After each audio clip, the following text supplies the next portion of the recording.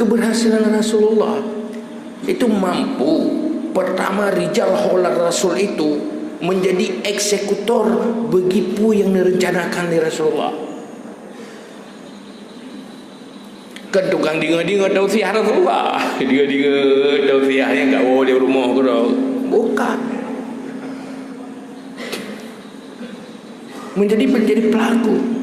Hebat umat Islam di awal kekuatan Islam, setiap mereka yang memeluk Islam menjadi eksekutor bagi kebaikan-kebaikan yang diperintahkan oleh Islam. Orangnya kan temenan